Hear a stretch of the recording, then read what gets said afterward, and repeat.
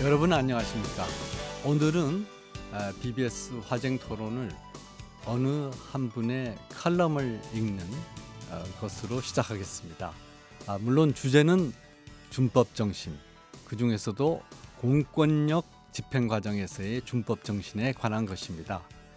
이 칼럼에서 필자의 마음을 가없이 무겁게 한 것은 공권력의 집행 행태이다. 이렇게 하시고 재판에서 죄명을 확정 판결받은 것도 아닌데 마치 피의자 다루듯 이렇게 재판에서 다 결론이 나서 피의자가 아니라 진짜 그 죄인 다루듯이 공권력을 집행하는 게 다반사이다 하는 것을 하시면서 서구 문화권에서는 이러한 양태가 테러범을 잡는 그런 예외적인 경우 외에는 수색, 체포 이런 과정에서 살펴볼 수 없다 말씀하셨습니다. 대표적인 예로 지난해 12월 중순 이대 목동병원 신생아 집중치료실에서 발생한 불행한 사건과 관련해 의료인의 한 사람으로서 부끄럽고 참담한 심정을 가눌 수 없었다. 이유 영의하를 막론하고 4명의 어린아이가 세상에 나와 엄마 품에 안겨보기도 전에 사망했다는 사실이 큰 충격으로 다가왔다. 그것도 꺼져가는 생명을 지킨다는 마지막 보루. 신생아 집중치료실에서 집단 사망사고가 발생했다는 사실이 크게 놀랐다. 사건 발생 몇 주 후 의료계 동료들과 또 당시 이대병원의 의료진의 간접 진술도 들을 수 있었는데 어떤 설명도 신생아들이 죽음에 이른 결과를 덮을 수 없어서 이야기를 듣는 내내 참담하고 안타깝기만 했다. 그런데 내가 정말 잘못 들었지 않는가 하는 것이 이 수사 과정에서의 공권력 폭거 행태이다. 남아있는 12명의 아이를 살리기 위해 의료진이 필사적으로 최선을 다하고 있는데 압수수색대가 몰려와서 공무집행요원들이 손도 씻지 않고 감염, 보호, 가운도 입지 않은 채 신고 온 구두발 그대로 이 신생아 집중치료실에 난입했다는 것이다. 준무균 상태를 유지해야 할 공간인 곳을 말이다. 치명적 감염원으로 작용해 남은 아이들의 건강을 절벽 밑으로 밀어버릴 수도 있는 의료 폐기물을 신생아 집중치료실 바닥에 함부로 쏟아붓는 믿기지 않는 행동도 했다고 한다. 네, 오늘 순서 시작하겠습니다. 먼저 패널 두 분 소개합니다. 방금 소개해드린 칼럼을 쓰신 이성락 전 가천대 총장님 나오셨습니다. 안녕하십니까? 네, 반갑습니다. 네. 그리고 우리나라의 저명한 법학자이신 김상겸 동국대학교 법학과 교수님 나오셨습니다. 안녕하십니까? 네, 안녕하세요. 네. 우선 이 칼럼을 쓰신 이성락 총장님, 물론 아주대 병원 요새 아주 여러 가지로 유명해졌는데 그 병원을 설립하시는 과정에서 중심적 역할을 하셨고 초대 아주대 의료원장도 지내시는데 또 의과대학인 가천대학교 총장도 지내시고 이 문제에 대해서 그 사실을 접하고 어떻게 생각하셨습니까? 네, 뭐 칼럼에서 제한된 공간에서 잠깐 말씀드렸지만은 사실 그거를 듣는 순간 그런 상황을 접한 순간 참 공권력이라는 게 무섭구나, 무서운 공권력이구나 하는 생각을 가졌어요. 네. 첫째는. 네. 두 번째는 매뉴얼이 없었구나 하는 생각이 들어요. 그렇죠. 수사 과정에 매뉴얼이 없었다. 이게 네, 우리가 여러 가지 지금 지난 얼마 1년, 2년 동안에 일어난 사건을 이렇게 보면은 그 제천의 그 화재 사건도 그렇고 매뉴얼이 없었던 게 참 통감하게 되는데 이번에도 매뉴얼이 없었던 거예요. 수사를 할 때 병원에 들어갈 땐 무엇을 조심해야 된다. 이런 매뉴얼이 없었다. 네. 이것이 큰 그 문제점으로 저는 봤습니다. 네. 자, 우리나라 사건 사고의 뭐 상당 부분이 지금 네. 지적하신 대로 매뉴얼이 없기 때문에 일어나는 네. 그런 것이 있습니다. 법학자이신 우리 김상영 교수님 어떻게 생각하세요? 그래서 일단은 공권력이 발동될 때는 그 발동되는 그 이유라든지 또는 그 근거가 있어야 되는데요. 문제는 공권력을 집행할 때 그 집행하는 장소에 있는 그 특수한 상황들에 대한 그렇죠. 인식이 없이 공권력을 집행할 때는 사실 어떻게 보면 법을 집행하면서 또 법을 위반하게 되는 그런 문제가 발생한다고 봅니다. 네. 그러니까 전반적으로 공권력 집행에 있어서는 그 집행하는 데 있은 권한 행사뿐만 아니라 집행하는 그 환경이라든지 장소 또는 그 집행하는 대상에 대한 법적인 문제까지 종합적으로 검토를 해가지고 공권력 행사를 해야 되는데 그런 부분에 대해서 상당히 좀 소홀히 하고 어떻게 보면 또 집행하는 그러니까 즉 권한만 행사하는 데만 초점을 맞추고 있기 때문에 상당히 그런 그 외의 부분에 대해서는 좀 어떻게 보면 소홀히 하고 무관심하다 이렇게 생각할 수 있는데요. 그것이 이제 사실 또 다른 인권의 침해 문제로 연결이 됐을 때는 결국 그렇죠. 공권력이 과다하게 행사되었거나 또는 공권력으로 인한 문제점에 대해서 공권력이 비판받는 이유 중에 하나가 바로 그런 거라고 생각이 됩니다. 예. 예. 근데 지금 기왕 말씀하신 김에 네. 이것은 공권력이 이제 민간 부문을 조사하는 과정에서 나타난 것인데 네. 이 공권력의 문제 이것이 또 법의식이 너무 약하다 이런 것이 있고요. 네네. 이런 그 법의식의 약한 측면과 전반적으로 우리 사회의 어떤 그 준법 정신이 너무 희박하다. 그리고 이 법에서 정한 법 집행 절차를 잘 안 따르는 것 같다 하는 경우들을 여러 가지로 보는데 정치권까지 또 바로 이런 그 준법 정신의 취약한 점이 드러나고 네. 있다고 생각이 되는데 어떻게 보십니까 전반적으로? 사실 우리가 법치국가라고 이야기는 하고 있는데요. 사실 우리나라의 그 법의 수준이라든지 법의 숫자는 세계 거의 최고의 버금갈 정도로 잘 되어 있습니다.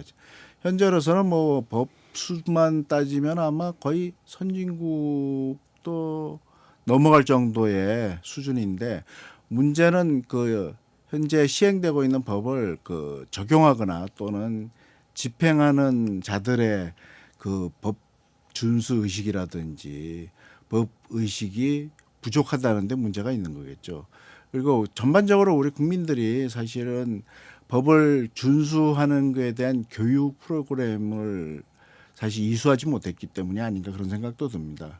네. 예를 들면 독일 같은 경우는 유치원 때부터 법을 어떤 식으로 지켜야 되는지 아주 그 수준에 맞게끔 단계적으로 교육을 시키거든요. 네.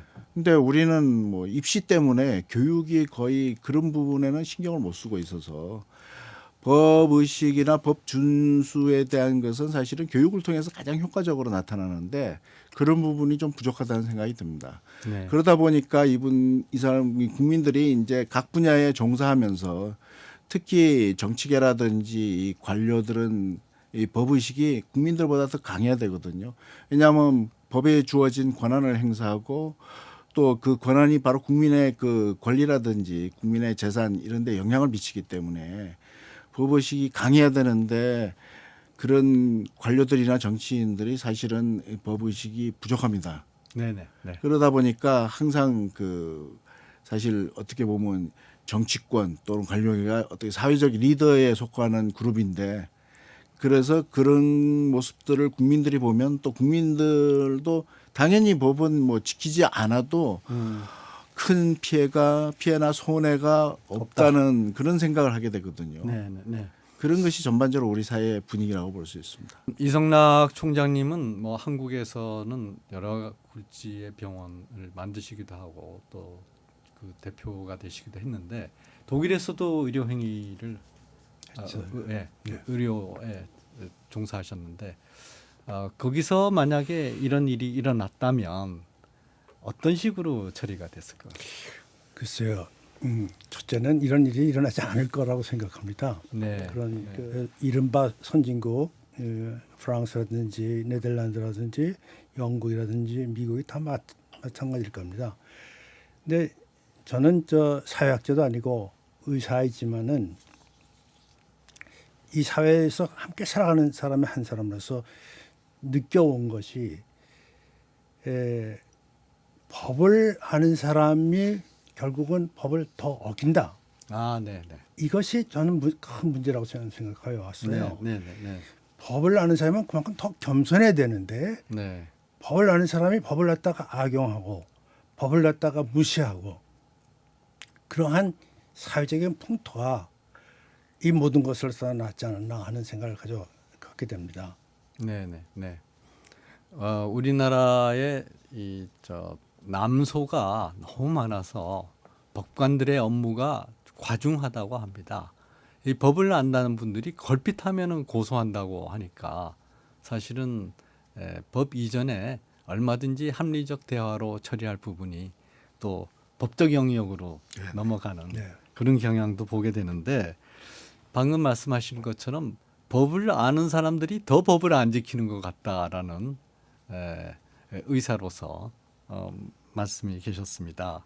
그러니까 최근에 이 적폐청산을 한다 그러면서 또 다른 적폐를 만들고 있다 이런 지적들이 많이 일어나고 있습니다. 왜냐하면 적폐청산 과정에서 그게 법이 정한 절차에 따라서 청산을 하지 않고 이미 청산의 목표를 미리 정해놓고 그리고 거기에 따라서 법 집행을 하는 것이 아닌가 하는 그런 우려가 있기 때문입니다. 이런 그 본말의 전도 네. 가능성이 존재한다고 보시는지요? 예, 법치국가에서 중요한 게 적법 절차 원칙이라서 네. 법이 정한 절차를 준수하고 법이 정한 그 절차를 지키는 것이 법적 정의 실현의 가장 중요한 그 부분 중에 하나라고 볼 수 있습니다. 그래서 절차의 정당성을 확보한다는 것은 결국은 그 내용까지도 정당하게 만든다는 것이거든요. 그런 측면에서 봤을 때 절차를 준수하는 것이 굉장히 중요한데요. 사실 뭐 우리가 적폐청산은 당연히 해야 될 부분이지만 그것은 법이 정해놓은 범위 내에서 법을 적용해서 해야 되는 것이지 그것을 벗어나거나 또는 어떤 다른 의도로 적폐청산을 한다면은 그 자체가 사실은 또 다른 적폐가 되는 수밖에 없는 거죠. 그러니까 예. 결국은 적폐라는 것은 법을 준수하지 않아서 발생한 그 어떻게 보면 불법적인 행태의 그 어떻게 보면 축약된 모습이라고 볼 수 있습니다. 그러니까 네. 불법적인 행위를 축약하다 보니까 그것이 적폐가 돼 버렸고요. 그런 네. 것들을 이제 정당한 법의 어떤 그 심판으로 해소를 시키는 것이 중요하다 하는 점에서 적폐 청산하자는 거라고 저는 생각이 드는데요. 그러려면 법이 정한 절차에 따라서 적폐를 해소해야 되는 거죠. 네, 네. 그러니까 우리나라는 사실은 이 절차라든지 법의 내용은 잘 되어 있습니다.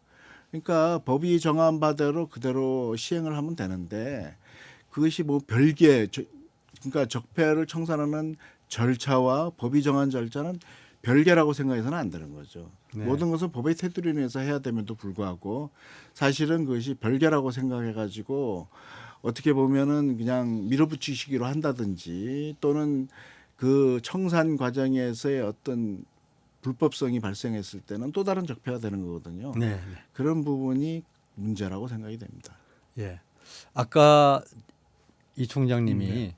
그 이대 목동병원에서 일어났던 그 네. 안타까운 사건 거기서 4명의 어린아이가 세상에 태어나서 엄마 품에 안겨보기도 전에 결국은 네. 세상을 떠나야 했던 그 안타까운 사건에 대해서 칼럼에서 쓰시면서 그렇다고 하더라도 그 신생아 집중치료실에서 치료를 받고 있던 12명의 12명이. 어린 생명이 아주 감염 위기에 치명적으로 네. 놓일 수 있었는데 이거를 왜 우리가 무시해야 되느냐 하는 걸 쓰셨는데 혹시 그 구체적인 결과를 알고 계십니까? 제가 물어봤어요. 네. 그 소위 이제 이 집중 치료실의 담당 책임자들한테 왜 못 들어오게 하지 못했느냐. 네. 절대적으로 못 들어온다. 여기는 네. 그 말 하기 전에 쑥 들어버렸대요. 네. 그래서 거기서 찾을 게 뭐 있겠어요. 네. 사실은 뭐 몇 가지 서류인데 그거는 뭐 다 요즘 컴퓨터에 다 있는 거 아니겠습니까? 그런데 그런 걸 찾기 위해서 여러 명이 난폭하게 난립했다는 사실은 생각을 안 하는 겁니다. 무조건 네. 자기 주장, 자기 권리만 행했지 남을 배려하지 않은 겁니다. 그러니까 네. 저는 이 우리 사회가 지금 가장 큰 갈등 중에 하나가 뭐냐 하면은 제 사회인으로서 얘기하면은 남을 배려를 안 하는 겁니다. 내 주장은 있고 남을 배려하지 않는 그런 네. 현상이 그대로 나타나는데 공권력이라는 게 사실 생각을 하고 사랑을 가지면은 아주 약한데 소프트한데 네. 근데 그냥 강하기만 합니다. 네. 이것이 저는 큰 문제로 생각합니다. 예. 근데 그 공권력 집행에 종사하시는 분들 또 얘기를 들어보면 네. 아주 과도한 스트레스에 시달리고 있고 그리고 또 이런 큰 사건이 났을 때 빨리 처리를 못하고 이제 심사숙고한다 그러죠. 여러 가지 가능성을 놓고 충분히 시간을 갖고 검토해 봐야 되는데 그럴 시간을 주지 않는다. 그래서 업무의 고충을 또 얘기하세요. 그래서 이 이대 목동병원에서 그야말로 무균실로 있어야 되는 곳에 막 그 진출해가지고 가운도 안 입고 뭐 우리가 저 영화에서 보더라도 마스크 쓰고 뭐 철저하게 바깥에 이 박테리아나 바이러스를 안에 감염시키지 않기 위해서 하는 조치들이 있지 않습니까? 네. 그 보호 조치를 전혀 안 하고 들어갔다는 그거는 정말 아주 상당히 경악할 일이지만 네. 그러나 또 그분들에 대해서 네. 사회적으로나 또 이 공무법 집행기관 자체 내에서 아주 과도하게 언제까지 처리해라라고 하는 그런 경우가 많다고 하는데 우리 사회 전반적으로 법이 제대로 집행되지 않고 있는 이유가 이런 어떤 그 사회적 압박 또는 네. 기관 내에서의 압박 그런 거하고 관련은 없습니까? 물론 이제 영향은 미치겠죠. 근데 법을 집행한다는 것은 일단 법이 가지고 있는 그 절차에 따라서 집행을 하는 것이기 때문에 네. 개인적인 사정이라든지 또는 뭐 정치적인 또는 어떻게 보면 행정적인 어떤 그런 압박이라든가 그 내부적인 문제는 일단 법 집행에 있어서는 그것을 별개로 생각을 해야 된다고 생각합니다. 왜냐하면 우리가 근데 병원을 압수수색할 때 물론 수색영장이라든지 이런 영장 절차를 밟아가겠지만은 그 밟는다 하더라도 그 병원이 가지고 있는 특수적인 상황을 갖다가 침해하면서 그것을 집행하라는 건 아니거든요. 네. 그러니까 그렇게 이제 신생아를 집중 치료하는 곳이란다면 누구나 상식적으로 그건 법 이전의 문제라고 생각을 하는데요. 상식적으로 일단은 뭐 무균실이라면은 소독하고 또는 어떤 병원에 요청을 해가지고 그 부분에 있어서 이제 그 필요한 서류가 뭐 수색의 대상이 된다면은 요청을 먼저 한다든지 병원이 가지고 있는 어떤 그 내교라든지 절차를 밟아오는 것이 필요하다고 생각이 돼요. 왜냐하면 그래가지고 만약에 공권력 집행 과정에서 뭐 신생아의 또 다른 생명이 그로 인해서 그 빼앗겼다면 거기에 대한 책임은 결국 국가가 져야 되는 거거든요. 네, 예, 예. 그러니까 국가가 국민의 권리를 보호하고 국민의 재산이나 생명을 보호해야 되는데 그 집행하는 과정에서 오히려 국민의 생명이 잃는다면은 그것은 잘못된 공권력의 집행이라고 볼 수 있는 거죠. 네. 거기에 대해서는 분명히 책임을 져야 되는 거죠. 그래서 사실은 단순히 그 법칙하는 데 있어서 권한 행사가 중요한 것보다는 권한 행사 과정에서 혹시 있을지 모르는 인권의 침해라든지 또 다른 어떤 법규의 어떤 그 침해가 있음으로 해서 문제가 발생하지 않는지 이런 것까지 종합적으로 사실은 검토를 해야 된다고 봅니다. 예, 법이라는 게 만들었으면 지키는 것이지 그거 아니지 않습니까? 해가지고 요새는 또 제 얘기 때문은 아니겠지만 바뀌었더라고요. 그래서 일반적으로 국민들이 법이라고 해놓으면은 지키는 그런 것 그리고 공권력도 그런 의미에서의 어떤 그 엄격성이 있어야 되지 않는가 싶은데 어떻게 생각하시는지요, 총장님? 네, 네, 저는 저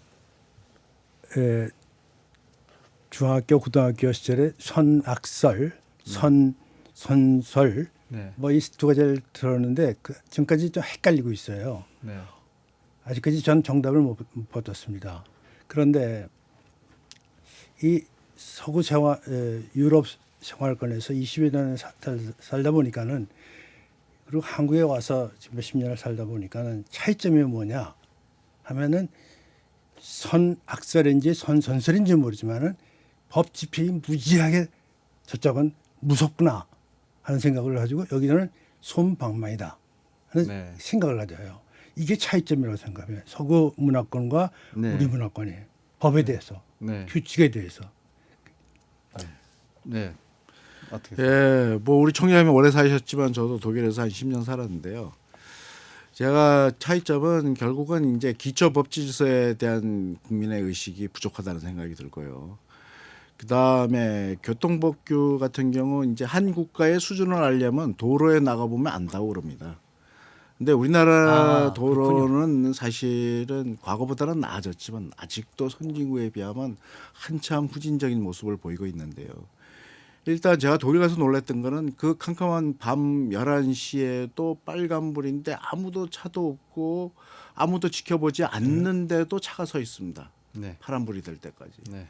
근데 우리나라 모습을 보면 대낮에도 차가 없으면 빨간불인데도 눈치 보다가 슬쩍 지나갑니다. 네. 그리고 독일은 횡단보도에선 사람이 지나가든 안 지나가든 일단 우선 멈춤을 합니다.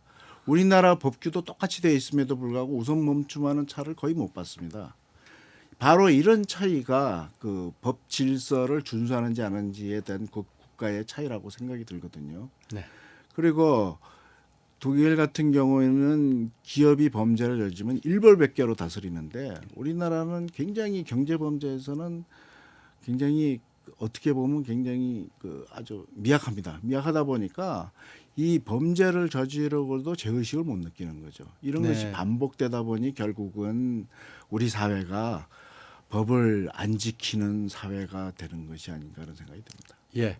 오늘은 우리 사회의 준법 정신 이대로 좋은가 그리고 그 개선 방안은 무엇인가 하는 것을 주제로 이성락 전 가천대학교 총장님 그리고 김상겸 동국대 법학과 교수님 함께 하고 계십니다. 토론을 계속 이어가면 우선 그 개선 방안이 되겠는데요. 이렇게 법을 정해놓고도 안 지키는 사례 어떻게 하면 좋은가 하는 것입니다. 여기 저 두 분 선생님들께서는 이 총장님은 20년, 우리 김상견 교수님은 10년 독일 생활하셨고 저도 7년의 독일 생활해서 말하자면 독일 생활이 다 익숙한데요. 독일에서 제가 생활하면서 느꼈던 거는 이 법규만 지키면 되는 독일의 운전은 참 편안하구나 하는 것이었습니다. 근데 우리나라는 여러 가지 요소를 다 계산해 가지고 해야 되기 때문에 이 참 운전하기가 불편하고 한번 운전하고 나면 신체적으로 보다는 정신적으로 상당히 스트레스를 받습니다. 결국 이것이 다 사회의 여러 부문에서 연결이 되는 것이 아닌가 하는 생각합니다. 이렇게 법규를 만들어 놓고 안 지키는 사회에서 이제 준법 정신을 가지고 법을 지키고 법을 지키면은 편하더라 하는 세상으로 만들려면 우리 총장님 뭐 아주 작은 실례로 네. 말씀드리시면 자꾸만 이제 그 외국에서 생활했던 그 생각과 한국에 귀국해서 여기서 생활하면서 잠깐 비교하게 되고 나쁜 의미에서가 아니라 좋은 의미에서 좀 이렇게 소망도 있고 그런 차원에서 말씀드린다면은 우리가 서양 사회 혹은 이 독일인, 프랑스 사람 이런 사람들은 내려진 법을 지키는데 인터프리테이션 안 하는 것 같아요. 해석을 안 하는 것 같아요. 예. 우리는 해석을 해요. 빨간불인데 지금 상황이 건너도 되겠어. 이건 하나의 해석이거든요. 자아 해석이는. 그러니까 법은 만인에게 내려주면 공통점을 갖고 있고 그러면 그걸 지킬 때 자기 해석을 해서는 안 된다고 생각합니다. 공과 사가 분명하고 그런 것이 저는 하나의 문제점으로 보고 있어요. 네네. 네. 네. 제가 이 총장님 말씀 들어보니까 네네. 법학자이시기도 하지만 이 법학자께서 보시기에도 의학자이신 이 총장님이 네. 내리신 얘기가 상당히 와닿는 것 같은데. 아주 중요한 말씀을 하셨고 중요한 점을 지적을 해주셨는데요. 우리나라에 와서 제가 느낀 점은 공사 구분을 잘 못하고 있다는 점입니다. 그러니까 네. 결국은 법이라는 것은 우리가 공적 생활에 있어서 서로 편하고 서로 공정하게 이 사회에서 경쟁을 하면서 생활하도록 법이 규정을 하고 있는데 이 사적인 영역은 사실은 법이 그렇게 뭐 적용될 필요성이 없는 영역들이 많거든요.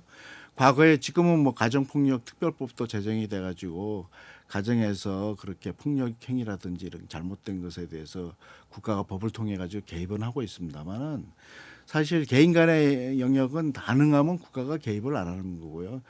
서양 같은 경우 특히 독일이나 프랑스 같은 경우 뭐 이 개인 사적인 영역에 대해서는 가능하면 개입을 안 하려고 그럽니다. 근데 우리나라는 이 문제가 뭐냐면은 가정에서 생활이나 자신이 사적인 생활 영역을 밖에 나와서도 그대로 그 모습을 보인다는 데 문제가 있는 것 같습니다. 예. 조금 전에 우리 총장님 말씀하셨지만 본인이 빨간불이라도 뭐 건널 가능성이 있으면 건너고 이런 문제가 아니거든요. 빨간불은 무조건 그렇죠. 서서 신호를 네. 준수해야 된다는 의식을 먼저 가져야 되는데 네.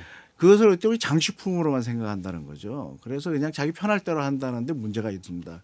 그러니까 공공생활이라는 것은 우리가 룰이 있기 때문에 불편함도 참을 수 있어야 되거든요. 그걸 우리가 수인 의무라고 그러는데요.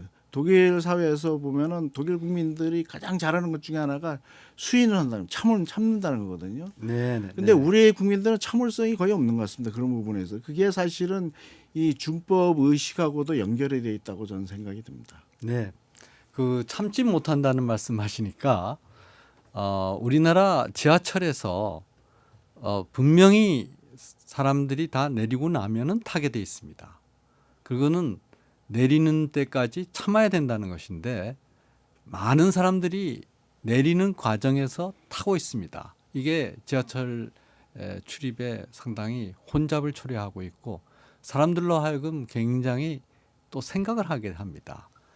그리고 이 또 한 가지 이제 비근한 예가 이 건물을 들어갈 때 문을 잘 안 닫습니다.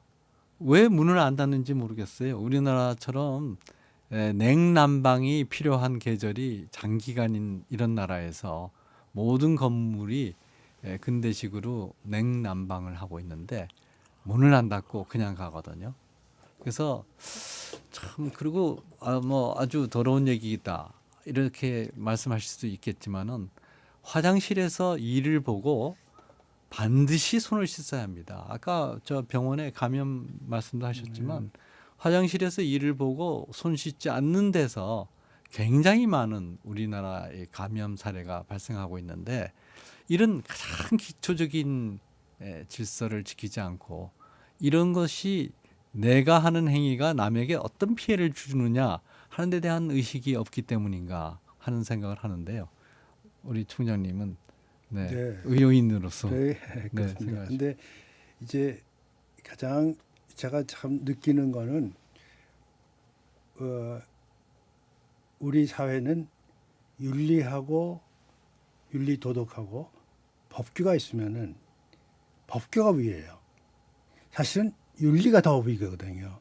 하나의 예가 제가 국회에 계신 분인데 국회 윤리위원장을 지내신다고 그래서 지난 2년 동안에 몇 건이 올라왔습니까 하고 여쭤봤어요. 한 건도 안 올라왔대요. 근데 내가 보기에는 그렇지 않거든요. 네. 근데 외국에서는 생활하면은 법이 뭐라 그래도 윤리적으로 틀리면 그게 더 무서운 벌을 가하거든요. 네. 가산점이 붙는다고 그럴까? 그런 면에서 우리는 윤리하고 법규하고 이거에 대한 균형 감각이 없는, 저는 상위 개념이라고 생각해요. 법이, 윤리가 하나, 얘가요 부정행위를 해가지고, 재정적인 부정행위를 해가지고 감옥살이를 한 사람, 혹은 대법원에서 이 사람은 그 죄인이라고 확정된 사람이 지금 텔레비에 나와요. 외국에서 제가 그런 사람 못 봤어요. 한번 법적으로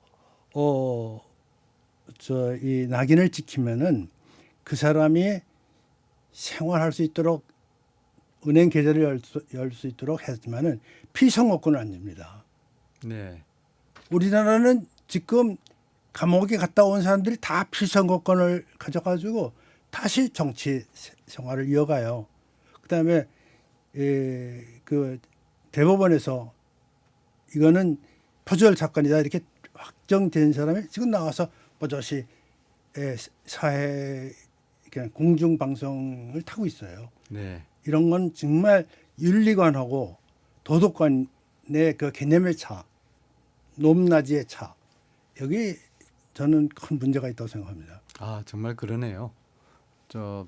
이 총장님께서 말씀하시니까 생각이 나는데, 어떻게 선거에 영향을 미친 허위 사실을 유포해서 유죄 판결을 받고 형을 집행받았던 사람이 나와 가지고 국회의원이 되고, 다시 또 국회에서도 우리나라의 그 미래를 담당할 교육 관련 위원회에서 속속해 있느냐, 그런 걸 생각하면 정말 우리나라의 이 법과 윤리는 어느 차원에서 존재하는지 참 의문이 되는 것 같습니다. 아까 이 총장님이 아주 중요한 말씀하셨어요. 법에는 해석이 필요 없습니다. 법은 정해진 대로 지키면 됩니다. 우리가 세월호 사건이 났을 때 진상 규명을 해야 된다 하는 여러 운동으로 수년간 온 나라가 들끓었습니다. 이 진상 규명 과정에서 애초에 있었던 검찰 조사 결과를 뒤엎는 결과는 거의 나오지 않았습니다. 그것은 뭐냐 하면 결국은 법에 덧칠을 하는 그러한 정치적인 해석이 있었기 때문이 아닌가 하는 생각합니다. 세월호 사건 정말 안타까운 사건이죠. 정말 무슨 수를 썼으라도 그 아깝게 돌아간 그 어린 학생들의 목숨을 다시 불러올 수 있다면 얼마나 좋겠습니까? 그러나 이미 사라진 학생들의 그 모습에 대해서 온 국민이 애도하는 것은 당연하다고 생각하는데, 이것에 대해서 정치적인 덧칠을 해서 정치적 해석을 하고 하는 것은 문제가 있었다. 결국은 법이라는 것은 법으로 우리가 봐야지 해석은 곤란하지 않는가, 이런 생각이 들어가는데, 그런 점에서 볼 때 왜 이 법으로서 받아들이고 집행하지 못하고 거기에 많은 해석을 해가지고 사회가 복잡하게 되는가 하는 데에서 법학자이신 김상윤 교수님 어떻게 생각하세요? 예, 우리 사회의 또 하나 문제는 사실은 법을 적용할 때 그 적용 대상에 따라서 사실 차별하는 경우가 많기 때문에 국민들이 법에 대해서 불신을 한다는 문제가 있습니다.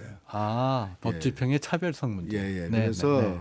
법을 적용할 때 예를 들어서 뭐 가진 자라든지 있는 자 같은 경우 법을 이용하기도 하고, 우리가 그냥 편하게 쉽게 얘기하면은 뭐 아주 능력 있는 변호사를 사가지고 그 법망을 갖다가 교묘하게 피해갈 수 있는 방법을 강구하고, 뭐 유전무죄, 무전유죄라는 얘기가 나온 이유도 바로 그런 거거든요. 그건 뭐냐면 결국은 법을 적용하고 집행하는 기관들이 공평하고 공정하게 법을 적용하고 법을 집행한다면은 사실은 국민적 불신이, 법에 대한 불신이 훨씬 줄어들 거라고 봅니다. 네. 그렇게 되면서 법에 대한 신뢰가 생긴다면 법 준수 의식도 훨씬 지금보다는 더 커지지 않을까 생각이 들고요.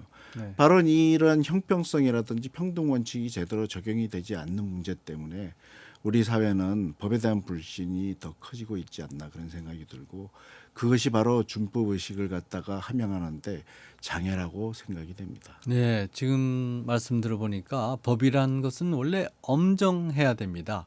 엄정하다는 것은 공정하고 엄격하다는 것이고 엄격하다는 것은 예외가 없다 하는 얘기가 될 텐데요.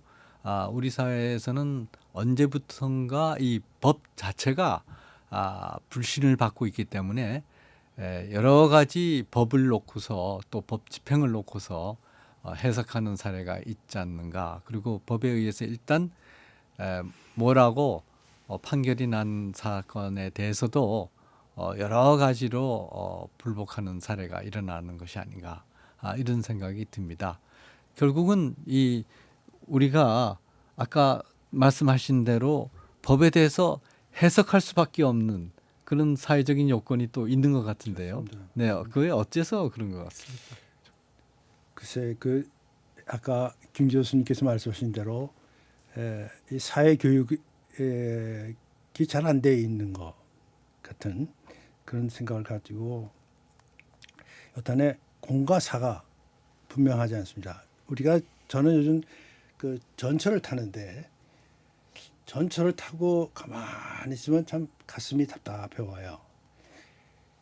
그 아나운싱을 그러니까 무슨 역에 도착하려면요 무슨 병원을 선전하는 게 나옵니다. 가지고 거기에 가실 분은 몇 번 출구를 이용하십시오 이렇게 나와요. 네, 이게 공공 사설 전철 아니거든요. 네, 공과 사가 아주 혼자고 있는 그 순간입니다. 네, 외국에서 그거 볼 수 있겠습니까? 그런 게 그렇네요. 네. 네, 공공 교통수단에서 어느 목적을 위해서 하면은 백화점은 몇 번 출구로 나가십시오. 이게 있을 수 있는 이거예요. 네, 이게 저는 우리 사회가 좀 더 공과 사가 분명해지면은 네. 그러면 참 좋은 사회가 될 것 같습니다. 네, 정말 우리 사회에서 이 공공 인프라가 이렇게 사적인 목적으로 이용되는 것은 문제라고 생각이 됩니다. 지하철역에서 여러 요새 선전을 하고 있는데 그거는 좋습니다. 왜냐하면 선전이라고 하는 것은 볼 사람이 보고 안 볼 사람은 안 봐도 되는 거니까요. 그러나 모두가 어쩔 수 없이 들어야 되는 안내 방송에서 어느 특정 시설이나 병원 또는 음식점 이런 곳에 그 선전을 한다는 것은 그거는 이 공공 인프라라고 하는 의식이 없기 때문이 아닌가 하는 생각을 하고 심지어는 지하철에서 여러 가지로 이 정치적인 선전하는 경우도 또 봅니다. 맞습니다. 그래서 이런 경우 정말 시장이 어느 쪽이다라고 해가지고 지하철이 그런 그 정치적 선전의 도구로 사용된다는 거 이런 거 우리가 지양해야 되는 것이 아닌가 하는 생각이고요. 맞습니다. 이 공공 인프라를 정말 공공으로 인식해야 되는 이런 태도가 어떻게 하면은 만들어지겠습니까? 그래서 지금 사실은 우리가 그 공적 시설이나 공기업의 민영화를 외국에서 한동안 했었습니다. 근데 거기서 민영화에는 엄격한 기준이 있습니다. 그래서 민영화를 하더라도 그 민영화에 따르는 의무라든지 책임을 갖다 부과하는데 우리나라는 이 민영화하는 과정에서 오로지 이익만 추구하는 것으로 모든 것을 갖다가 추구하다 보니까 마치 그런 공공시설에서도 이익을 창출하지 못하면은 아무런 쓸모없는 그런 시설로 변하든지 아니면 그 공적인 시설의 어떤 그 유용성 그리고 공익성에 대한 의식이 없기 때문에 그런 문제들이 발생하는 것이 아닌가 하는 생각이 들거든요. 그러니까 공적 시설은 사실은 누구나 쓸 수 있는 공익을 위한 시설이라는 인식하에서 문제를 해결해야 되는데 거기서 이익을 창출하는 것은 아까 말씀하신 것처럼 뭐 선전이라든지 이런 것은 충분히 할 수는 있거든요. 그러니까 거기에 대한 명확한 기준이 필요한데 그런 기준 없이 무조건 민영화만 추구하든지 이익을 추구하다 보니까 그런 문제가 발생하는 것이 아닌가 생각이 들고요. 중요한 것은 저는 그렇게 생각이 됩니다. 왜냐하면 사실 법이 중요하다는 것은 법이 우리 사회에 어떻게 행동하라는 기준을 정해주는 것인데요. 그 기준에 대한 내용은 빼버리고 그냥 그 어떻게 보면 알맹이는 없고 그냥 외형만 있는 것만 그대로 가지고 이용하다 보니까 항상 그 어떻게 보면 그 법의 대상인 국민들에게 불편함과 불이익을 가져다 주는 게 아닌가 그렇게 생각이 됩니다. 네. 지금까지 그 얘기에서 우리가 우리 사회 전체의 그 법의식이 취약하다 하는 것이 지적이 됐고요. 그리고 이제 보다도 구체적으로는 법 집행 기관부터 법을 지키는 그런 그 절차와 과정을 보여줬으면 좋겠다 하는 것이 지적이 됐고, 그리고 법의 그 적용이 보다 공정하고 엄격했으면 좋겠다 하는 지적이 나왔습니다.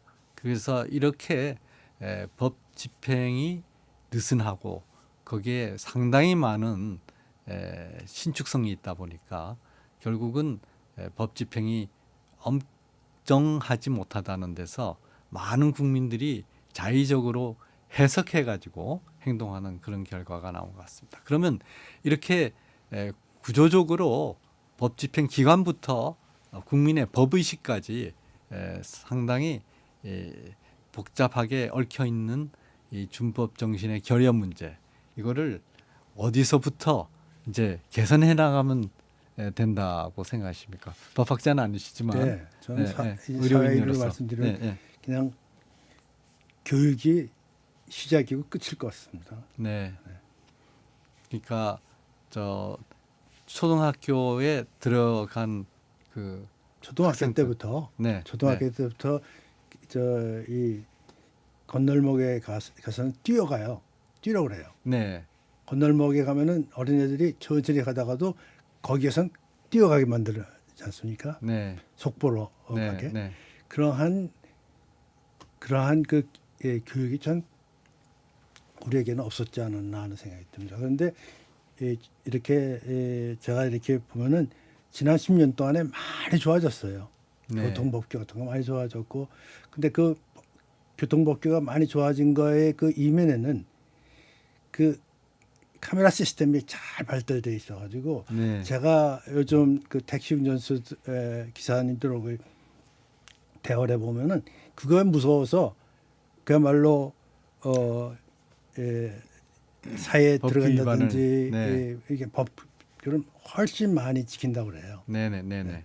예. 자, 우리가 이러한 그 총체적으로 얽혀 있는 우리나라의 희박한 준법 정신에 대해서 살펴보면서 우리가 정부 기관, 법 집행 기관, 그리고 또 정부의 범위를 넘어선 여러 이 법 관련 기관의 자세부터 또 일반 국민에 이르기까지 많은 측면에서 우리가 종합적으로 이 문제에 대처하지 않으면 안 된다 하는 결론을 얻었습니다. 그래서 유치원부터 초등학교부터 법을 제대로 지켜서 우리 사회가 법만 지키면 참 편안하다라고 하는 서구형 사회가 되길 바라면서 오늘 토론을 마칩니다.